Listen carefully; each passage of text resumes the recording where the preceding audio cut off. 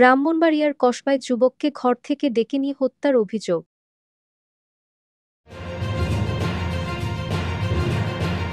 CTV 71 সত্যের পথে অবিচল। ব্রাহ্মণবাড়িয়ার কসবায় সাব্বির আহমেদ ২৪ নামে এক যুবককে ঘর থেকে ডেকে নিয়ে হত্যার অভিযোগ উঠেছে।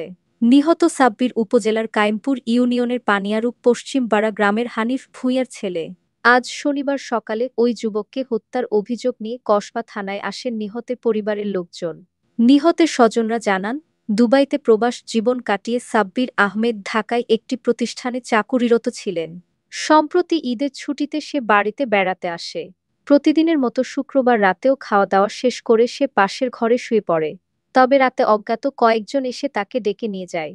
পরে গভীর রাতে খায়রুল নামের এক যুবক এসে পরিবারকে জানায় সাব্বির গুরুতর অসুস্থ। পরে পরিবারের লোকজন তাকে মুমূর্ষু অবস্থায় উদ্ধার করে। এ সময় সে জানায় তাকে কয়েকজন ডেকে নিয়ে গিয়েছিল, এরপরই সে অবচেতন হয়ে পড়ে।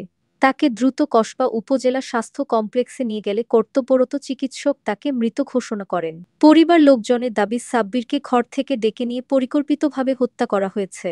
কসবা থানার ভারপ্রাপ্ত কর্মকর্তা আব্দুল কাদের জানান, খবর পেয়ে ঘটনাস্থল পরিদর্শন করেছে পুলিশের একটি টিম।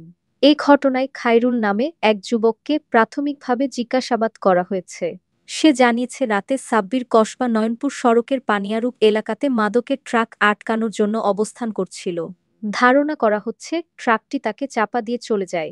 নিহতের মরদেহ ময়না তদন্তের জন্য জেলা সদর হাসপাতাল মর্গে পাঠানো হয়েছে। ঘটনার তদন্ত চলছে। ঘাতক ট্রাকটিকে শনাক্ত করে আটকের চেষ্টা চলছে। সিটিভি ৭১, ব্রাহ্মণবাড়িয়া।